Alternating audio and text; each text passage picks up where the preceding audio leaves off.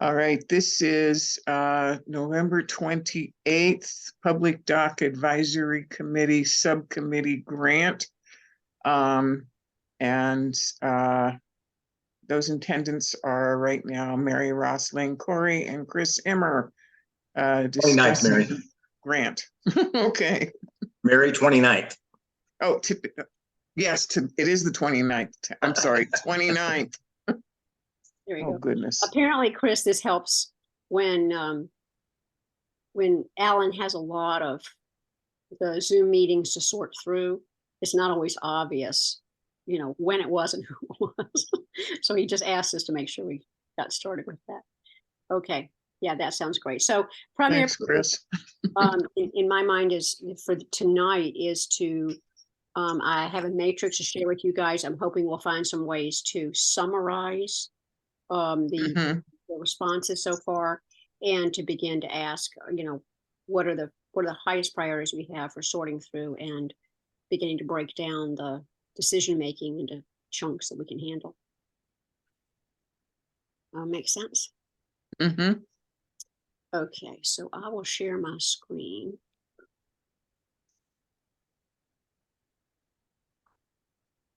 And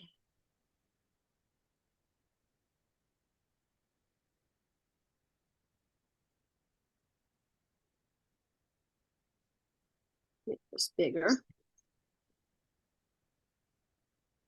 So we'll end up, I'm sure, with a more detailed kind of a document, but what I wanted to do, I think it's too early to talk about a scorecard per se. I think it's more in our minds to be able to, with confidence, say even to each other, yes, we know who has submitted and we know what, in terms of the teams and roles, that we know what's covered. Okay, so we have two engineering proposals. We have an engineering only from KPFF. And within the engineering and within the public outreach, they do have a partner, but they would not be doing the marine survey. That's why I say it's important for us to realize that is as if they had their own. If you think of it this way, KPFF just looked around and said, okay, who do we have in-house that we can lean to for tribal outreach? Who do we have in-house that we have for environmental permitting? They said, oh, I tell you what, we think it'd be better to have a partner who fills those roles. But that's not the same. While Confluence Environmental has the capability of doing a marine survey, KPFF's proposal did not include the marine survey. Okay, that makes really good sense. And that's okay. So I want to stop. I want to stop at each one because I do think it's super important. Make sure I've got this right.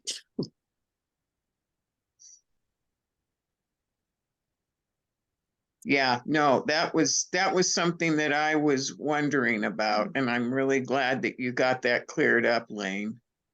So because the point about they did not give us a specific cost estimate. The other engineers did not either. It would appear, because I asked KPFF about it, when you do a statement of qualifications, and you've made it clear, the point of a qualification statement is not that you have the best price. Because it is professional services only, we're not building anything. This is professional services only. We can make a decision, and frankly, we could ignore price if we had that luxury. We cannot ignore price, but we gave them a cap. And so when I asked KPFF about it, Kelly said, you know, we have had price estimates from them before because we have discussed it with them. And the only thing, they would still have to come in within the same price. They said, okay, we told you it costs about $85,000. That is what we would consider the not to exceed. So however they engage Confluence Environmental to do the work they're doing, it needs to be done within that budget. So again, I'm thinking KPFF, instead of paying their own people to do these two tasks, they would pay Confluence to do those tasks. Okay. So we basically would be, they would just be kind of subcontracting those services, the tribal outreach and, but we still need to provide the marine survey. Exactly. Uh-huh. Exactly. So this is kind of a menu. If we choose this one, we need to choose, and I haven't quite finished my chart. We have 3 submissions for marine survey. We have 1 submission for cultural resources. Okay, so we would either choose this engineer and then choose the history, or the preservationist and the marine. Okay. Okay, so if we all feel like we could go into a room with other people from the island and they heard, hey, I heard KPFF is going to do all the work. Everybody feel like we could give an accurate assessment of the current proposal.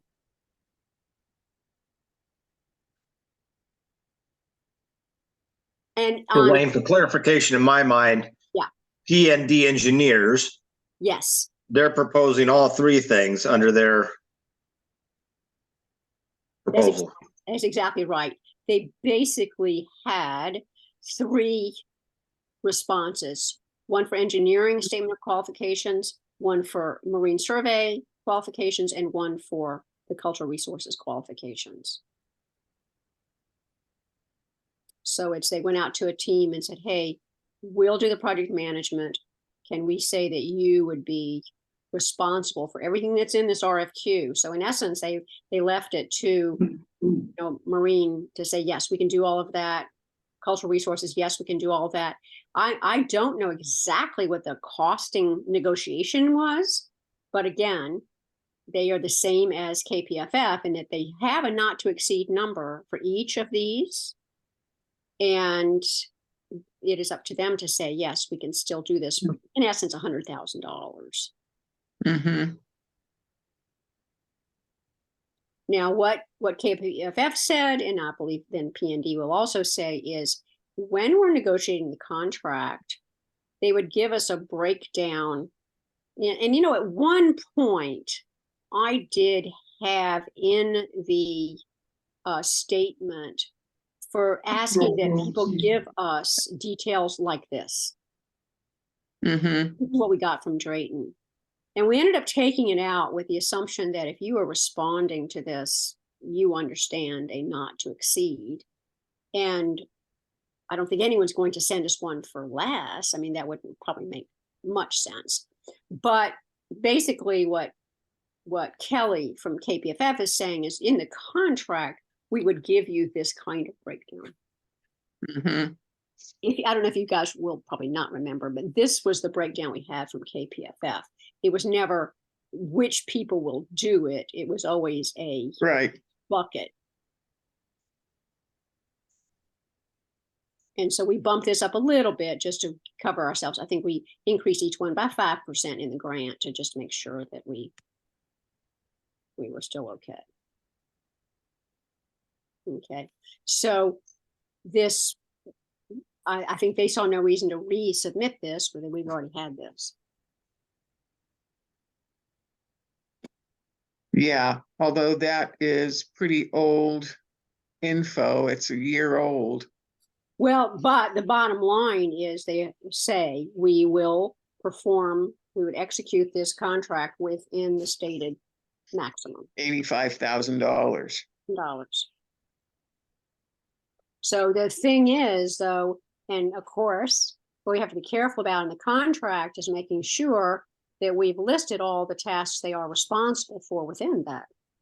And then how they split it up, and I think I said to you guys, but it might have glossed over your heads, that when I talked to RCO, to Andrea, who was our grant manager, She Mhm. explained that while we provided those 3 buckets and we said, this is how much engineering will cost, how much the marine survey, how much the cultural resources, they are not going to track that explicitly. They're not going to come back and say, oh, wait a minute, marine was capped at like $9,000. The good news is we thought it would cost as much as, I think we put in a quote as high as 10,000 because that's what we thought we would need to do. Mhm. Now that we understand we don't need to do that involved a marine survey. In fact, we can do a of a higher level. Mhm.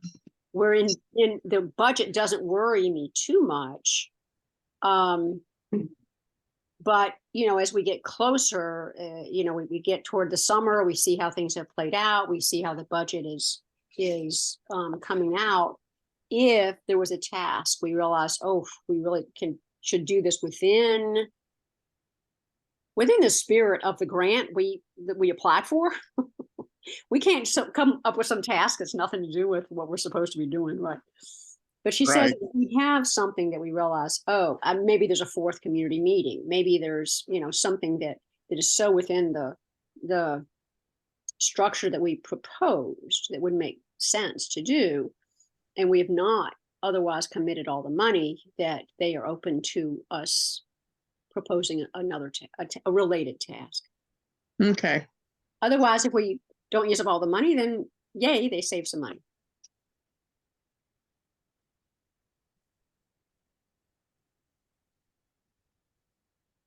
Okay. Mhm.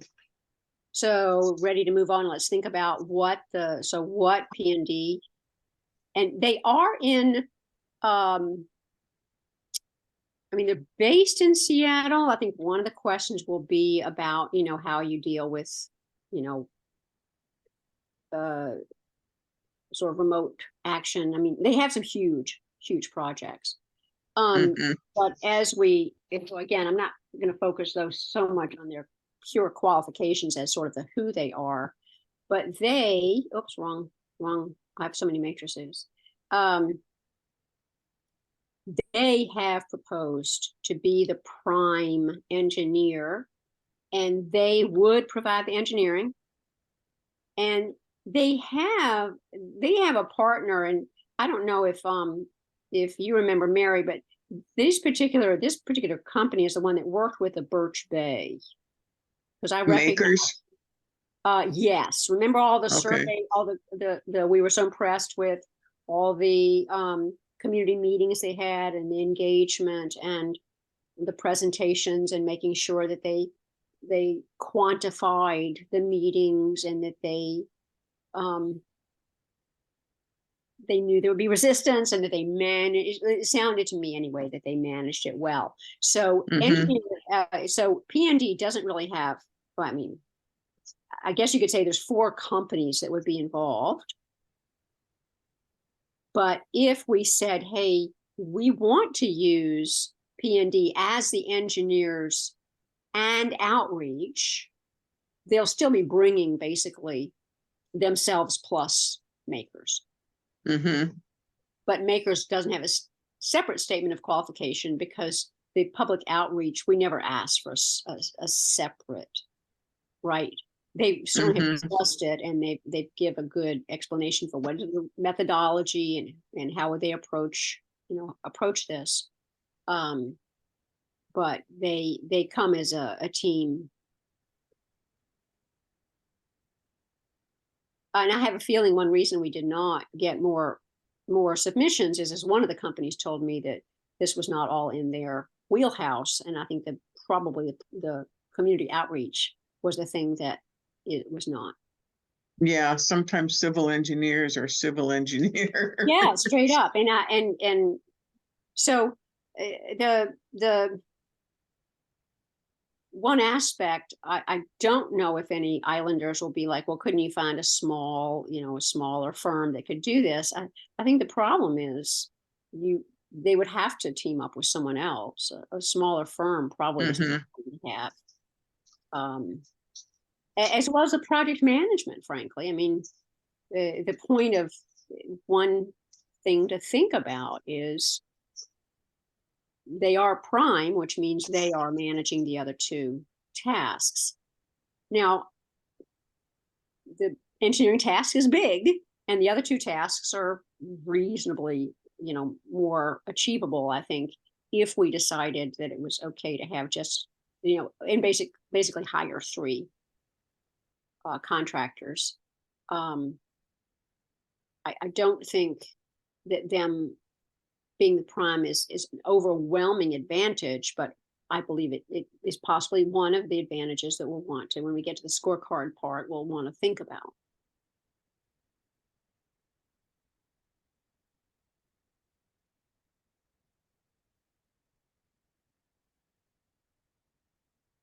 Yeah,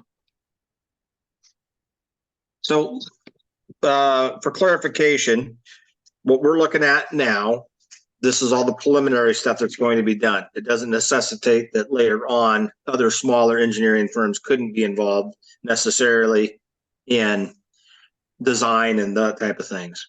Exactly. So one thing, I did talk to Leo, and I think we want to kind of hold that as a possibility of him possibly, if we, have money available in the budget, he might be a person who we could actually pay sometime to help us to make sure that we have asked the right questions, evaluated the design that they propose.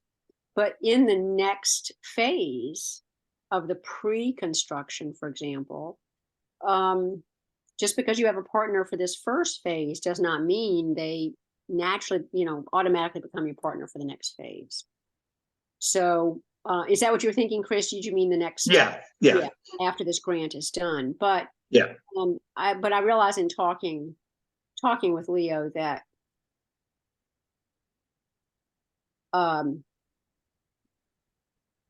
it's possible that it would benefit us to have someone like that. I just think we just have to be real careful for it not to be, the conflict of interest is a little hard for me to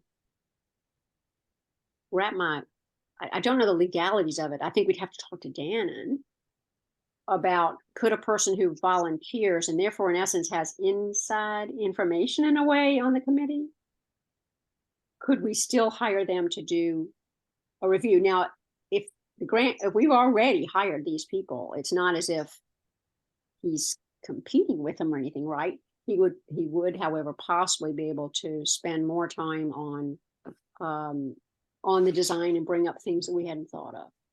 I think that's the idea of whether, if he came when 100% wanted to volunteer, we would jump all over it, right? Yeah.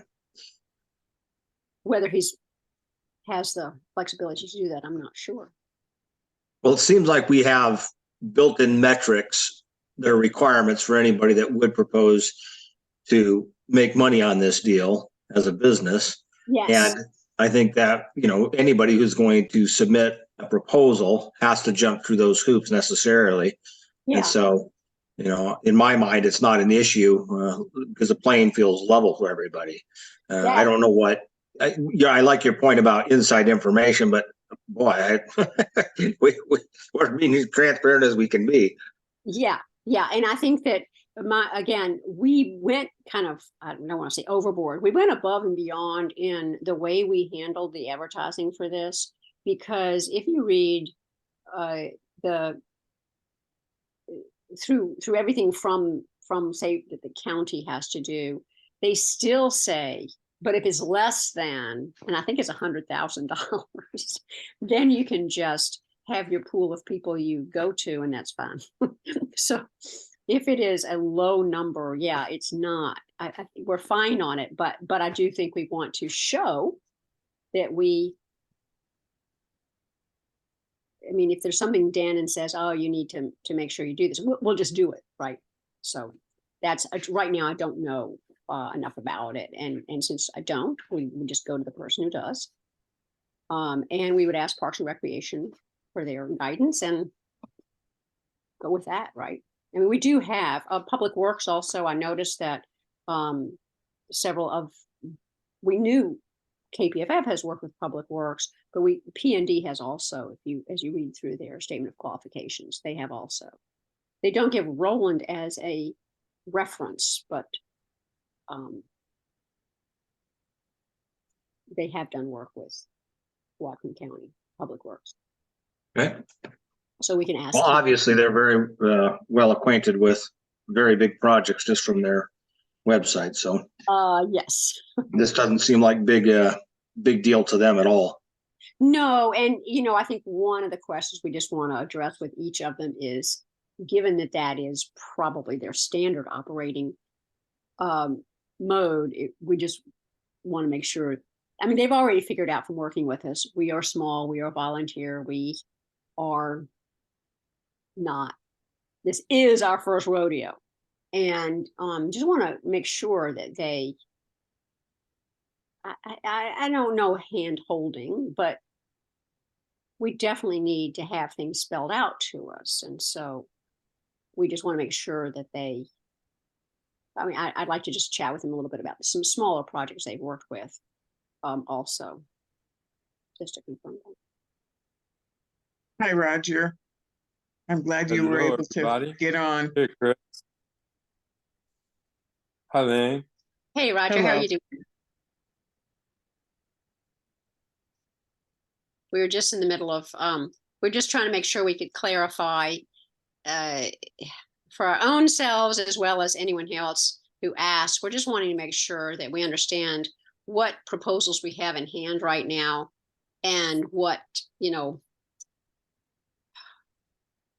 that on a high level that we are sort of comfortable with being able to we don't need to stand up in a public meeting and tell everyone all of this yet, but at least, but amongst ourselves, we need to be able to speak clearly about, how many submissions do we have, who's proposed to do what, and just so this is the elevator minimum that we all need to be comfortable with. Mhm. But this is why we all need to read through all the statement of qualifications, because I mean, one of them is 44 pages. And so we do need to go through and make sure that so I think each of us wants to, go through it. But right now, this is my take so far. So for the cultural resources, we only had one submission. That doesn't surprise me. I wasn't expecting really to see anyone else. I did send, just to remind people, the state archaeology, the Department of Historic Preservation, Archaeology and Historic Preservation, has requirements for who can do this work. And you have to apply to them and prove that you are qualified to do it. So they have a directory of firms that are qualified, and it's not a big list. And in our region, it's a short list. So I did reach out to several others that say they do work in this area, but did not ever. One did respond. I think it's a 2-person firm. They're both graduates from WWU. One of them is Eastern Washington, and one of them, it's not Bellingham. I think he's like in Mount Vernon or somewhere like that, but they ended up not submitting. So, Right. And because Drayton Archaeology always came in as the most highly qualified, it does not surprise me that we only have one. And I don't think we would get pushback from anybody on this, because I think this is who everybody anticipated would. Yeah, and I think that the fact that Drayton is willing to work either independently if we go with KPFF or with as part of the package for PND, I think that will be our simplest one Yes. to deal with, because we just have one choice there. And I think that I totally agree with you that we've put out a lot of effort to try to alert companies that we were doing this, and the fact that we didn't get RFQs from them, I think that we have covered our bases there. And so I would just say Drayton Archaeology will be our historical cultural resources person or team, whichever way. Yeah. And it doesn't sound like KPFF does not have a alternate proposal for that, so they would just have to be willing to go with Drayton. Yeah, and they haven't proposed them being primed, so they in essence have said, well, we're the engineering partner, and you find two more partners, and our project management will all be within the engineering tasks, and then we would just keep an eye on project management for the other two tasks. Yeah, so I think our thing with Drayton will be deciding if we want them in the PND package or if we want them independent and working with KPFF. So that's exactly it. Yep. So I think that one is problem solved. Yeah. I just think that, it just, again, when we're having any discussions with the community or with any of our other stakeholders, that we explain, our process, we did our due diligence in finding out if there were any other firms who were qualified and interested. And I ended up with one that sounded like they were ASM, and they are like archaeology services, something like that. They are a national company that sounds like it's almost like a I don't want to say franchise, but you sign up with them and then they find potential work and they pass it on to you. And I sent them a message via their website, and again, did not hear back. So yeah, I feel as if we have. Yeah, I think we've covered our bases there. If we need to have like a vote, I vote that we just move on and just focus on the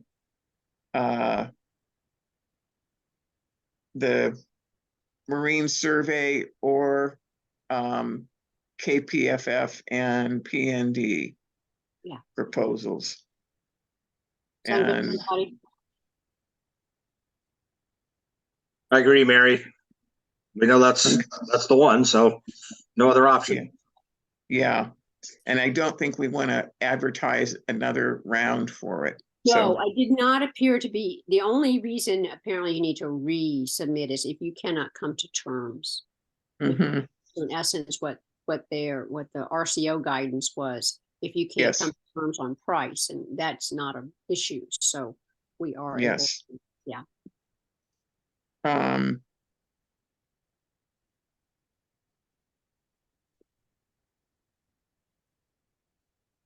So the three Marine Survey we got, and I'll just sort of pop down here. So the three that we got were Confluence Environmental, which was someone I had not come across myself. I think I reached out to 4, because mostly I was looking for people who were in this area. And what we would have to think about is if we went with, frankly, if we went with Confluence, either with PND or with KPFF, is that in this scenario, I'm sorry, the Marine, that's right, PND has a different, we actually, I guess you could say we have a fourth Marine surveyor that we're more familiar with and are in this region. I would probably guess that we would just go back to one of these 3. Geoengineers certainly never sent us anything, and unless there's a reason we look at them and say, oh, they're exceptional, they they offer something that the other three do not. And, I guess that's a possibility. We could reach out to them, even if we decided to do with KPFF. I mean, I suppose we could always talk to geoengineers as a partner. But I think we would come back to them as only of the other three, we felt like none of the other three kind of fit. So I guess I'll put this down here as a possible. I'm guessing that the others. Yeah, it sounds like that P&D has partnered in the past with geoengineers, and Mhm. it is a good fit for them for their project management. Yes, right. That's what I'm kind of seeing there. Yeah, and again, for them to do the work, we didn't ever see. I mean, we never got a specific price for them to do the work, but it does seem like, well, Confluence brought up an interesting point, and that was that they would suggest using aerial photography and diving. Mm-hmm. And I don't know if you read through it, but I found it rather compelling. Their point was that for a pre-preliminary, which is what we are, for a feasibility only, we're not digging anything, touching anything, we're just trying to get the engineers with enough information to feel like, okay, if we had plan A or plan B, I can see why we prefer plan A based on eelgrass. It was an interesting thought. Now, two of the other statements of qualification said they would do the full dive. So this is marine surveys and assessors. They are the ones who are from Anacortes. Mm-hmm. And theirs is more expensive, I suspect, in large part because they're. You just deleted them. Yeah, I'm just putting them up here instead. Oh, okay. They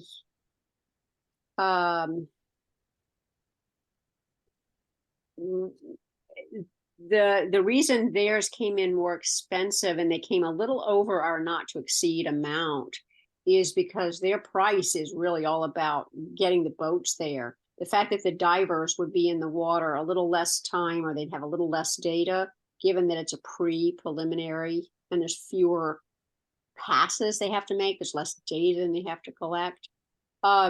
They still did not want to come under that amount, and I told them to go ahead and submit a bid anyway.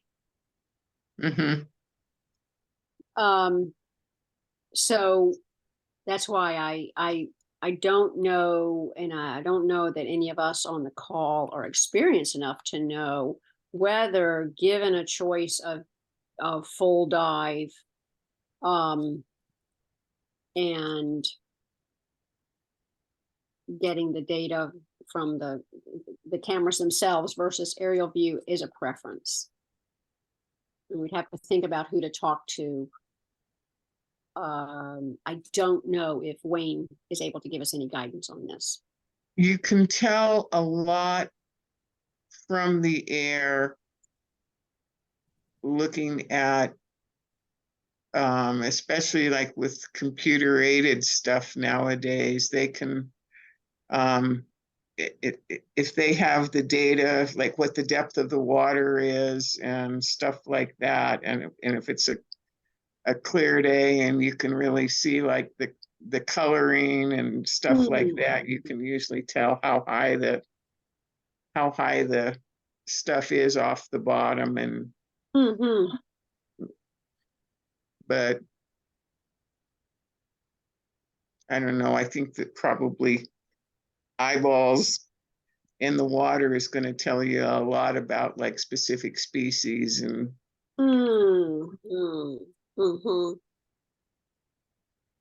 And if they are taking aerial shots at different times, like eelgrass looks real different than rockweed. Mm-hmm. And you could tell that from a picture taken at low tide. I see. Okay. Okay. So I think, you know, if we come out just very strongly in favor of PND, you know, we end up with the geoengineers. If we go with KPFF, then we decide what we want Confluence as both, basically both the environmental permitting, travel outreach, and marine. And then if that happened, I think that's where we'd have to just be careful to make sure we understood how the responsibilities were And KPFF is okay with us going with somebody else for if we did not choose Confluence for the marine survey. well, they never responded to any of the marine survey. I mean, Yes. I'd have to read. I mean, I've not read every single word of their presentation yet Mm-hmm. to see if they put in parentheses. And by the way, they'd be great at doing the marine survey. Mm-hmm. And it is interesting that they didn't propose him as a partner, but I can't read anything into it because I have no idea how this usually works. Yeah. There's a usual. So it sounds like they've all had to jump through hoops to meet state standards to even be able to propose services. You're right. And in my mind, it's with PD engineers being all in one basket. It simplifies it in my brain, but I don't know what I'm missing, if I am missing something. Right. Right. So, Yeah, I think I'm in exactly the same boat, Chris. That's why we needed more eyeballs and more discussion about this, even just amongst ourselves right now. Sure. So just, you know, ponder that. And I know, Roger, I contacted you when they first reached out to me and said, is it okay if we propose a team? And I wanted to find out, you know, you and I couldn't think of any drawbacks. That's accurate. Parks and Recreation had no problem with it. So, but we didn't have these, you know, we didn't have all these details yet. So I think it's still a matter of saying at the end of the day, if we had this mix, you know, we're looking at that sort of scorecard. And then if we have this mix, we're looking at that scorecard, and we're trying to see. But if all things came out exactly even, leaning toward having a one team, I'm guessing that could be factored in.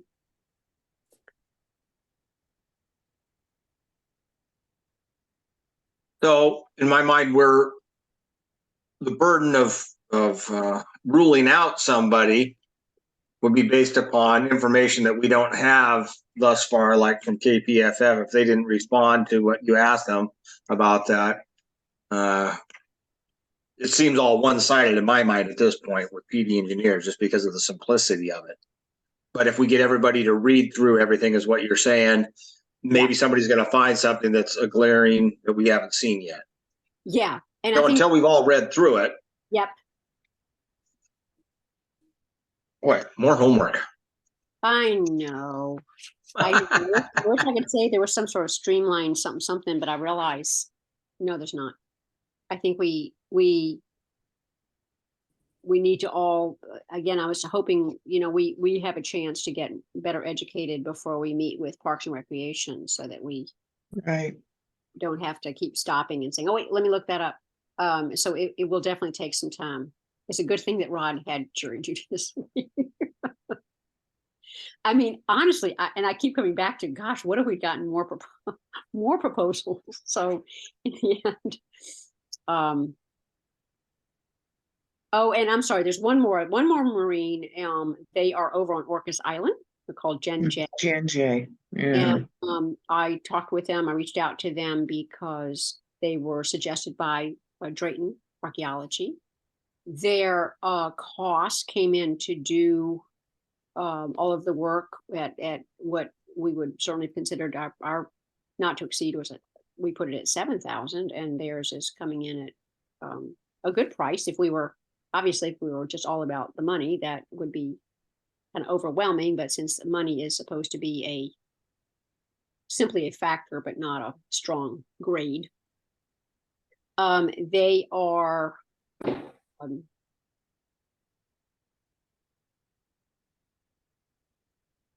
I've come across several more. Now I have to go back and see. At least one of these did work with Aston. Mary, I don't know if you noticed that. yeah, and I can't remember which one. No, I can't either. So that's why I'll build, be building out this matrix. But as each of us, reads things, if we can kind of be, if they've worked with, we said that their knowledge of this region would count, that if they've worked on the island, that would count. So we do need to be thinking about these, and that sort of plays more into the scorecard. I just wanted to make sure tonight that we could walk away from the meeting feeling as if, okay, I get Yeah, I where we think are. we need to like look at or have a scorecard like developed, and as we're reviewing these, take our own notes on the scorecard.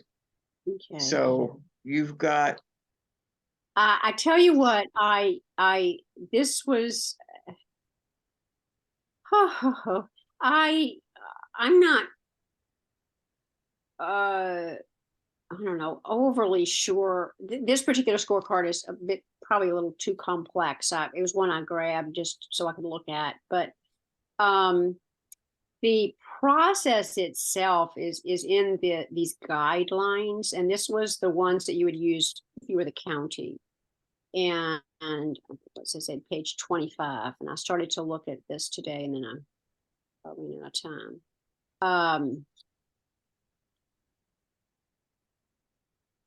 So I think it's score.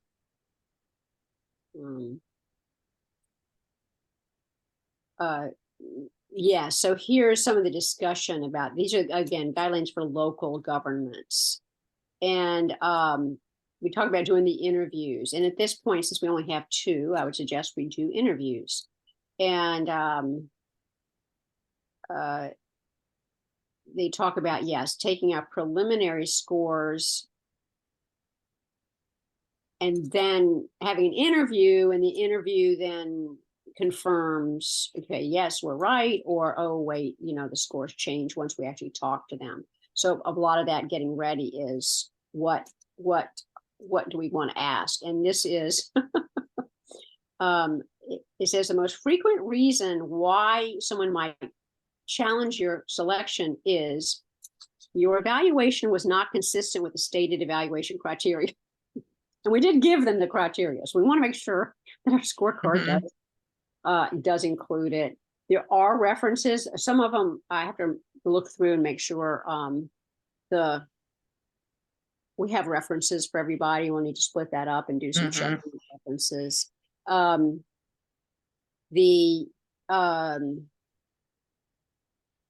Make interviews fun. Ask them to design a project at a working interview. Oh my heavens.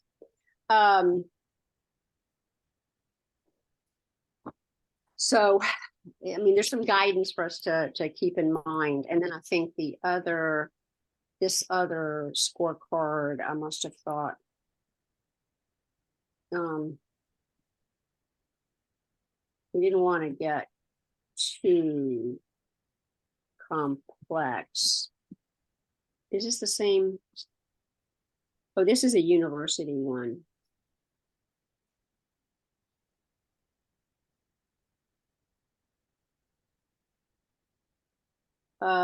Does that not?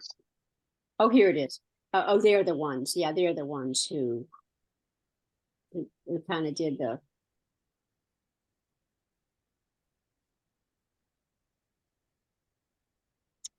So I think we have to think about it. Yeah, how to have a simple set of questions here. Mhm. And just make sure that it does go back, accurately reflects what that percent, the how we're scoring in the RFQ. Because it did say, what percent of what. So I'll send that to you guys again. Yeah, because in my impression, both of the engineering firms are highly qualified. Mhm, mhm.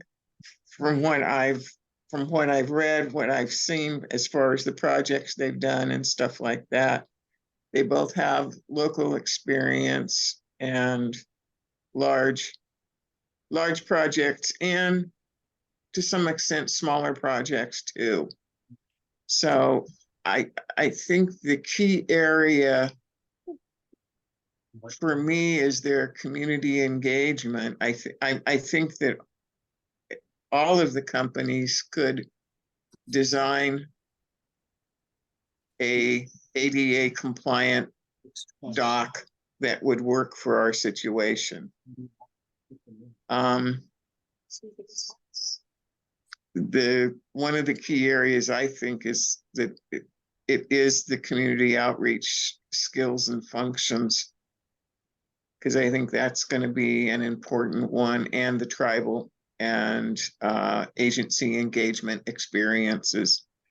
And I think those would be the key ones that I'm looking at and seeing that is what we do need the most help on. I think that all of their engineers would be competent at designing a dock that would work. Right. And I guess the other aspect is, as we look through their projects, where we Mhm. see, like I saw one where they had the basically the pier went out, and then there was like a platform, like a fishing or viewing or crabbing, etc. And then the dock came down on the protected side, and I was like, oh, I hadn't really thought about that particular design.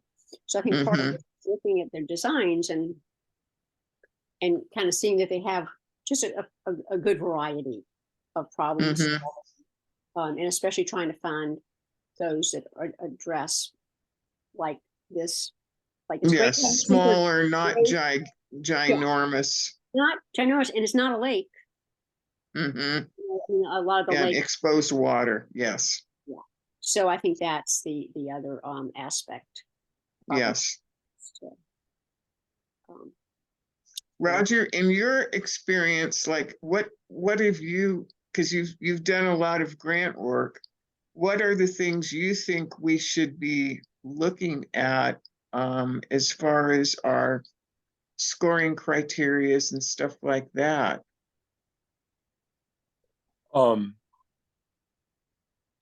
So thank you for asking me that. The first thing is that we have to come up with some sort of quantitative assessment as a scoring mechanism. So once we define what are the core areas that we want to evaluate, we ask people to use something like a 0 to 3 scale, or whatever, a 1 to 4 scale, to evaluate the capacity. The second question is, are each of the dimensions equally important? So if there are 5 dimensions, do we just add it up and that's the score? Or if we're talking about 1, 2, 3, 4, 5, we're saying, well, we're going to weight 1 and 3, and the others are important, but 1 and 3 are more important, most important. So that's another decision. For projects like this, I would think about history of timely completion of tasks, and I'm not exactly clear in my head how you assess that, but we want to have some evidence that when they've taken on tasks, they're capable of doing it. certainly some assessment of the skill of the key people who are going to be involved, their organizational capacity to manage the project, is I think another key dimension. If in fact this issue of interface between community and tribal entities is a crucial issue, what's their experience in terms of that activity? I mean, what's been going on in the back of my head since I've been listening to you guys, and you know, you're way advanced to me, and I got to catch up quick on where you are, is you know, what have we heard thus far unofficially about any reactions or responses from community, landowners, tribal folks, to have a sense of how much focus we're going to have to put into those issues, because that in and of itself can sink or swim a project. I don't know if any what I just said made any sense, but that's my quick reaction. Yeah, no, I think that what you said is similar to what I was thinking. And I think you said it better. So. Yeah, what we know that there will be some very vocal concerns, especially from many of the people who are, you know, along the dock, and that, I mean, along Nugent. And that's one reason we reached out to Parks and Recreation to say we need to be working with them also to begin pre-engaging. But you're exactly right. And I think those are that absolutely top of the list for the interview questions is, you know, they have to have experienced resistance before. How is it that they make sure that people's voices are heard? What specifically do they do? Give an example of, you know, how they've managed Yeah. that. Because we have it as the third bullet, the references and familiarity with project stakeholders. I mean, we left it at 15%. I got this from a Parks and Recreation document, but I think the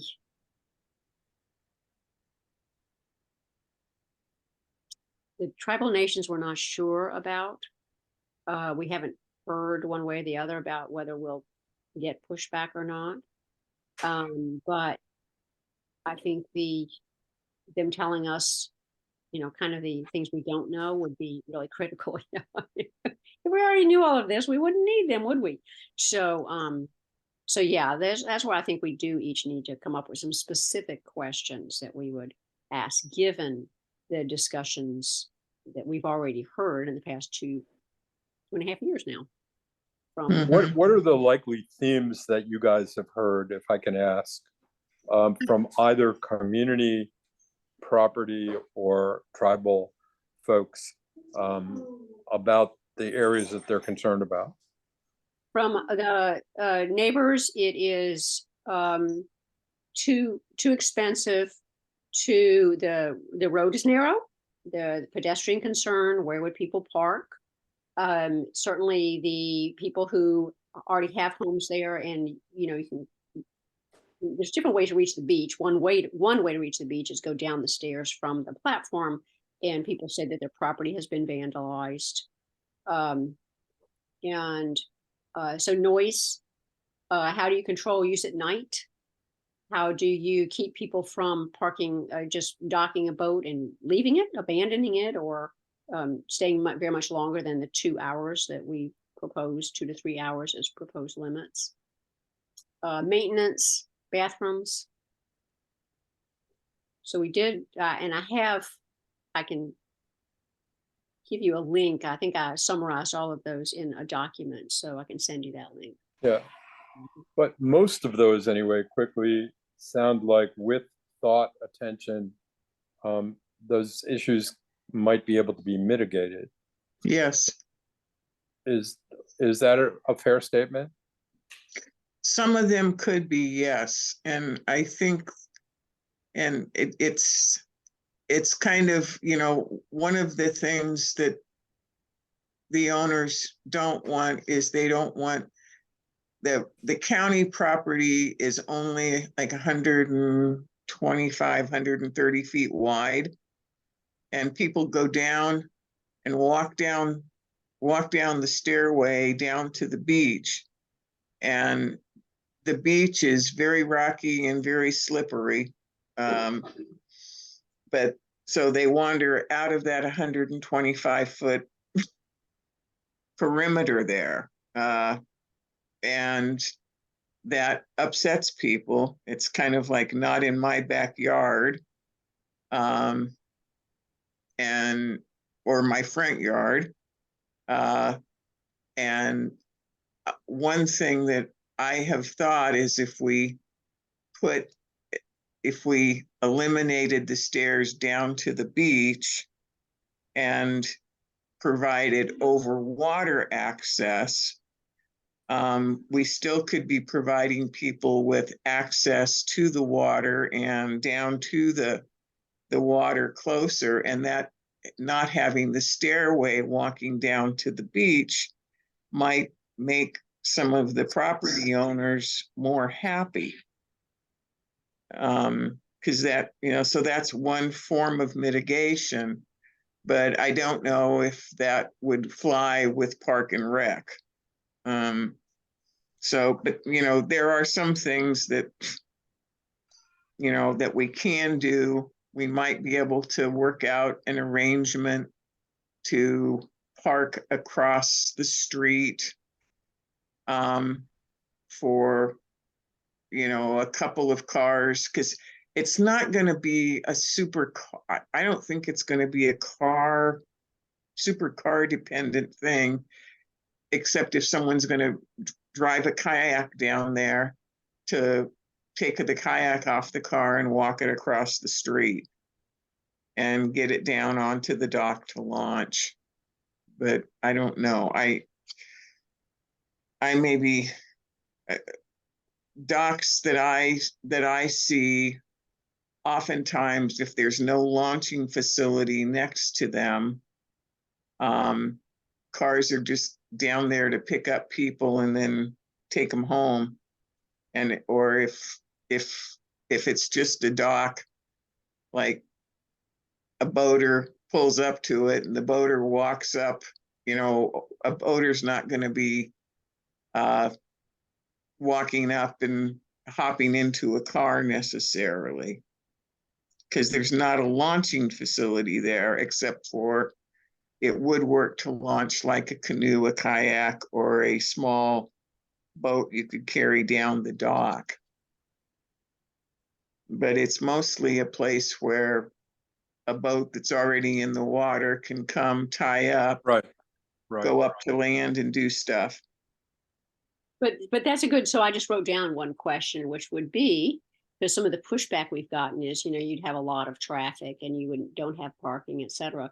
And I think one question is, how do you quantify potential dock usage? Mm-hmm. I mean, people do this, so there must be a way, but we don't know how to do it, right? And I think that's where we want to, as some of these questions come up, we want to make sure we write down, you know, we've heard this repeatedly. And what I'd like to hear is, you know, a pretty specific answer. Hey, we had this project where we, or, you know, something like that, because we don't want a team who comes in and says, oh, really, would that be a worry to somebody? Oh, yes. So I'm guessing both of these teams have seen this before. In asking specifically, you know, how do you have you guys gone through the exercise of having a document that lists all of the potential concerns that have been generated, and then one by one looking at what mitigation strategy there might be, or rank ordering the degree of vituperative response from people, the things Oh. that are the, greatest concerns, blah, blah, blah, blah. So we could then do things like focus groups or something like that to propose the mitigation strategies. I mean, have you guys already done that kind of work? It's why we got the grant. It is the purpose of feasibility. Okay, We did not have any way. I mean, if you said to me, Lane, there'll be too much traffic, Lane Davis Corey, random islander, could not possibly answer that question with any more than an opinion. I bet it won't be Okay. bad, or yeah, it sounds terrible. And that's been the whole point. That's why we were so thrilled to get the feasibility study. We had no way to address, I mean, we recognize that concern. We might very well share that concern ourselves, but we have no way to give any kind of answer to quantify, to mitigate, to, we have to have civil engineers who can tell us, can you pull a car over here? Would that actually work? What is the law for, we have to have ADA compliance. We have no idea what that means. So these are all the things that. okay, I get it. Study. So Roger, this is an area that I have energy for, going forward, is to kind of figure out systematically identifying the potential concerns and barriers and, help us identify potential mitigation strategies. And then to talk about how do we get other feedback from a broader set of stakeholders about our proposed mitigation strategies, yeah, I can send if that's useful. Mhm. yeah. And Roger, there has been, like, when we first started out on this journey, we did hold a town hall meeting. This was in 2021, where we still were not able to really hold a in-person meeting. We held a virtual town hall meeting. And at that meeting, there was some concerns that were brought up. And we also have a person who is very, I would say he's the lead opposer at this moment, that sent us a document that has his concerns outlined on it. And some of those we have addressed, and some of those we hope to address. Because one of his ones was, oh, did you know that there was actually, you're not going to be able to do this because there's actually archaeological stuff, and Indian artifacts have been found by, so, and he's has a long history on the island. So we do have some of those preliminary things, and I think that's some of the stuff that we need to share with whoever the partner is, but also with you. And that is on the website, and I think our FAQ section. And I can talk to you and let you read over some of that stuff to help you get up to speed with Yeah, that's great. I appreciate that a lot.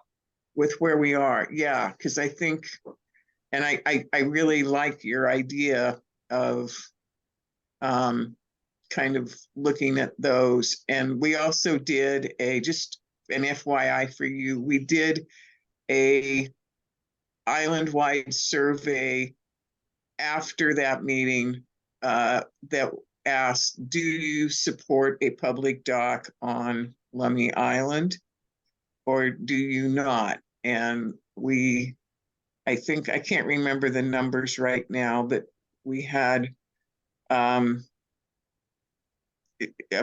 it, if you figured there's 1,000 people on Lummi Island, we had a little over 100 responses for the survey, so about 10% response rate on it, and it was overwhelmingly in favor of supporting a public dock.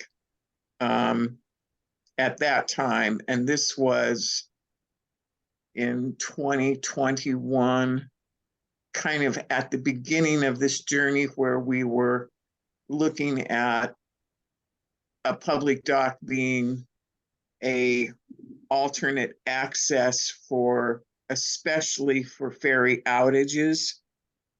And we had just gone through a year where there were a lot of ferry outages that impacted people on the island. And we also have been keeping an ongoing ferry outage impact survey on the website, and we've gotten a lot of responses over the years on it, and we still continue to get responses from people who are impacted during outages. We have not had as many outages in the last year that we had in 2021, which was the year all of this started.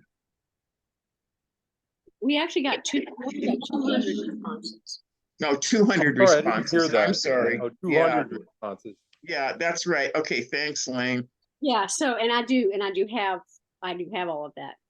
And data. 200 responses out of how many, do we know how many families? The guesstimate of how many families there are on the island? Houses, we know houses. But we don't really have, as far as I know, there's never been a Because it's not really 200 over 800 or 900. there- It's 200 of, distributed across multiple families and blah, blah, blah, blah. well, Mhm. right, we did have and I've got to run in about 5 minutes, but one thing that we talked about, Roger, was doing an island-wide vote at the end of the feasibility study, and that in my be one household.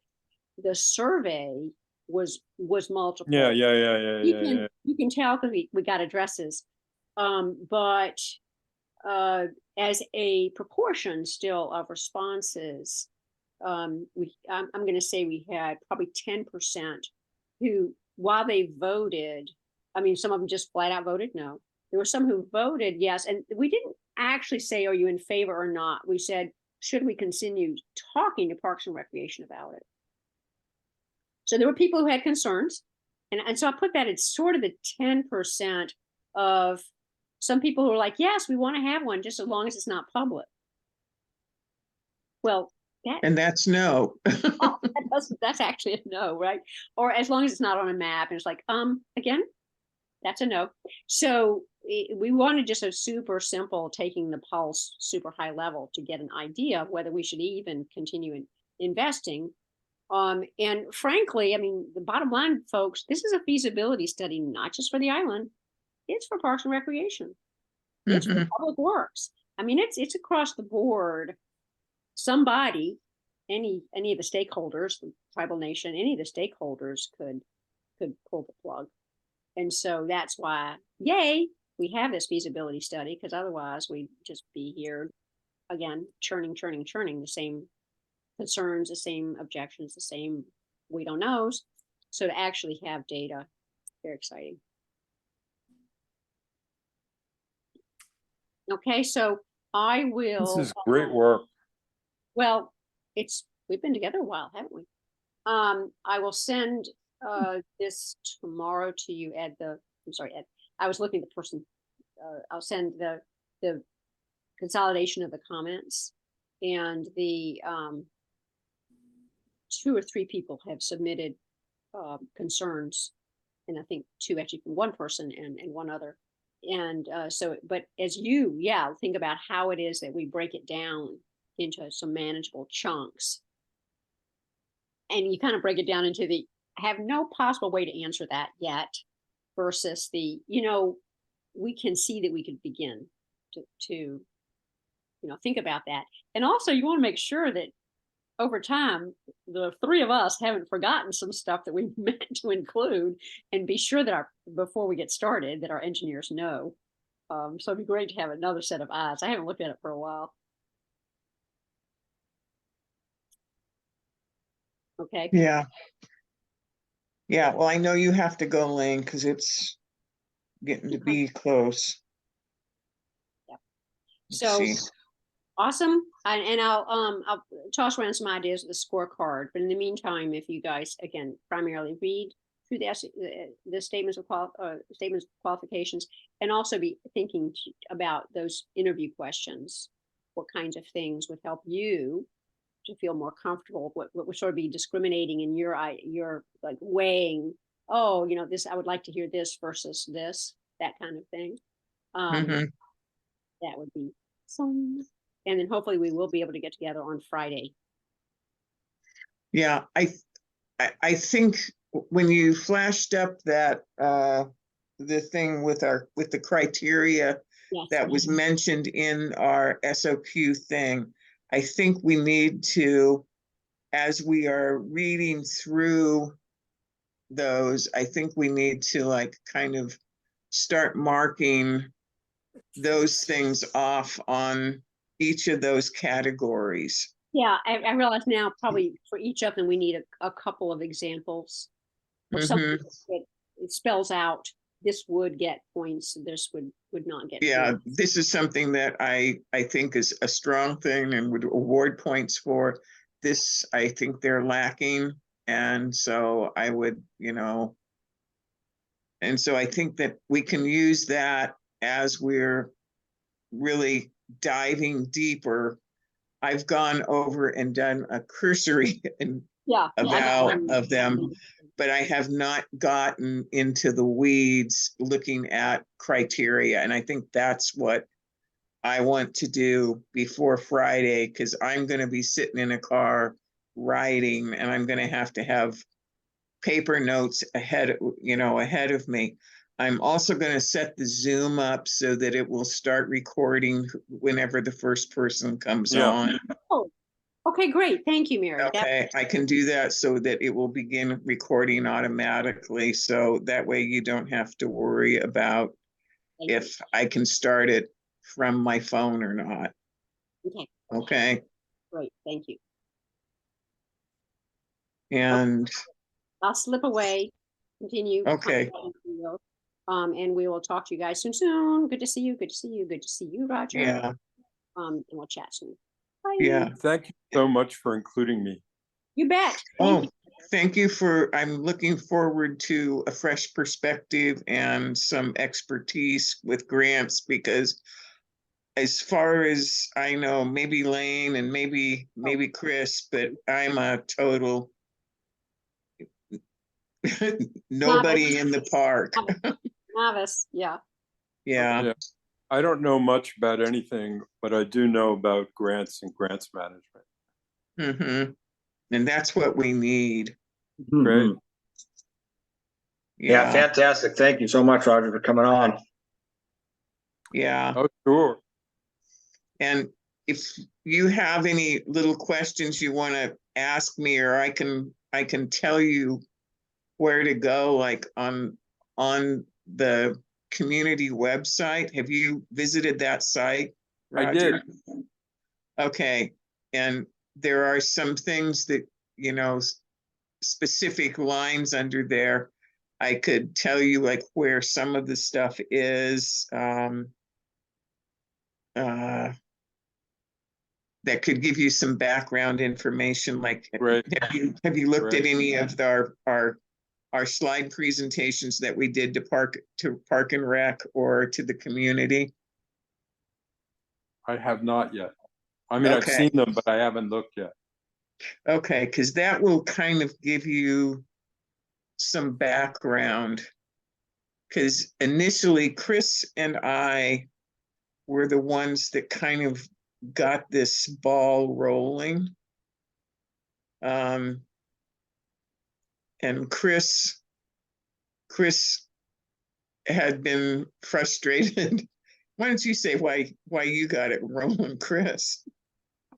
Well, I think I'm the only one I'm now the second one that has a landing craft on the island. At the time, I was the only one with a landing craft. And it was all predicated on the fact that we had to get people off island that were in need of a doctor, and the ferry was down, and then having absolutely no place to get them off safely. And so that's really what precipitated it all. And then Mary and her husband had an issue, and so that was the connection there. And as we're on the boat, we're talking about the fact this is ridiculous. We're on an island, we don't have a dock, and so that's really Yeah. what it came down to. It was like we need a dock, and we tried different avenues initially to get cooperation, and it just closed door in every situation. And this has been the only direction we've been able to go that seems to be an open door. Everything else is closed on us. So that's why we're going the direction we're going and are pressing on. So,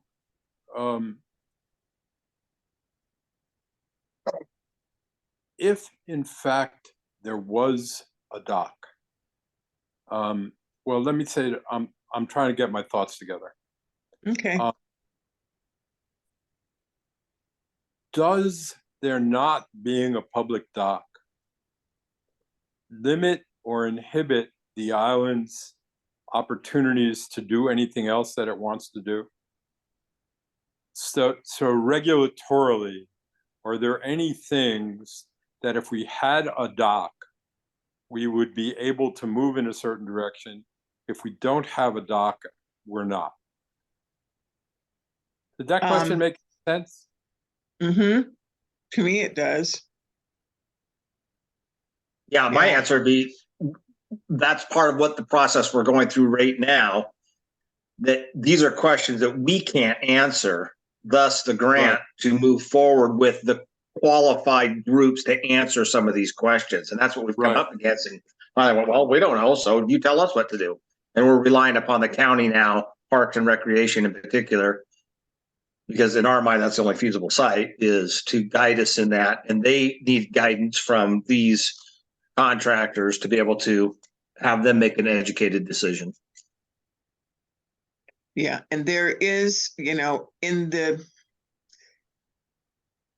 you haven't gone through a dry dock yet, have you, Roger? Not yet. Okay. Well, we went through it and we couldn't move in because You were stuck on the dry other dock. side. We moved in just after dry dock. Yes, yes. And so are you familiar with what the configuration is for dry dock? Did you take the passenger only ferry across during dry dock at all? I haven't, but I'm aware of that set of processes. Okay, yeah, the process to set up and put those docks in place for the county to provide ferry service back and forth during an outage, especially during a outage that's more than just 2 or 3 hours, Yeah. it's time consuming. It takes, I think, about 5.5 to 6 hours. They were able to get, I think that was the fastest they ever got it done. But it involves taking 3 large trucks that have probably 20-foot by 8 or 10-foot sections of floating dockway from a storage yard on the mainland, bring it down to Gooseberry Point, and get them down to the pier. And then then the county has to bring a crane truck down to take it onto the pier to pick up the dock pieces off of the Oh boy. back of the truck, and then lift them and launch them into the water. A crew has to climb down the water down there, and county also has to launch a small boat that will then tow those dock pieces into place where the passenger ferry can land on both the mainland side and the island side. So I think it's like four separate sections of dock So it is not a quick and easy process for that to happen. So it does not happen routinely during outages because it takes time, logistics, and it's expensive. I think it's like $35,000 or something. I can't remember the exact amount. We haven't, but you know, it's up there because you've got a lot of crews that are working time No, I overtime. get it. It's just, yeah, it's not a pretty easily deployable thing. But you know, I mean, has the issue of it being a risk that onerous process and that time-consuming process limiting access to acute situations, particularly medical situations, Yes. has the risk to, I don't know who would be at risk, but to somebody for essentially getting sued for lack of access. I think that is Has there. that been discussed? Chris, you would know more about that because Chris is a firefighter and is, you know, active. Chris is a lot of things. He is a lot of things, and he's wonderful. Yeah, he's helped us out. I get to have fun out here, that's for sure. Yeah, bottom line, Roger, is the Public Works is working on putting an emergency accessible dock on the new ferry terminal. And that will be accessible only to those approved by the county to do so. So like Bellingham Fireboat, Sandy Point Fireboat. Right. And that will be limited only to use for emergency situations. So the potential for that being down at some point in time is always there as well, because the county has such stringent rules on the use of their property. And as a result of that, nobody else would ever be able to use it. Well, let's say someone has a medical need, but it's not necessarily life and death. But if they don't get to that appointment, there may be a delay in their care, which ultimately would lead to an emergency situation. If we have a dock that we can use publicly, then we can transport this private boat much easier and safer than relying upon the county and I get their it. use of their facility, because they won't let anybody use it. Has that argument been made, you know, to the general consumers, and what's been Yes. the response to that, Chris? I think Everyone that's been sick and ill are 100% for, we got to have a public dock. Those who haven't are a little more hesitant to be in agreement. And some who have had emergency things said, we still don't want it. But in our mind, that's why we keep pushing forward. We think that there's going to be enough support, and the value is definitely there in our minds. Yeah, and I think that there are more people that are in favor of it than are opposed to it, way more. And I think that, you know, a lot will be in the way that we do our messaging. And I do believe that some of those folks, you know, will come around. You know, I don't know. The dilemma from my experience is, you know, people who are opposed can get very loud. Yes. And pushy about it. And, you know, people who are either volunteers or who would like something to happen, but they don't really want it to disrupt their lives. It's touchy. So this entire issue of outreach is, you guys know better than me, it's big time. Yeah.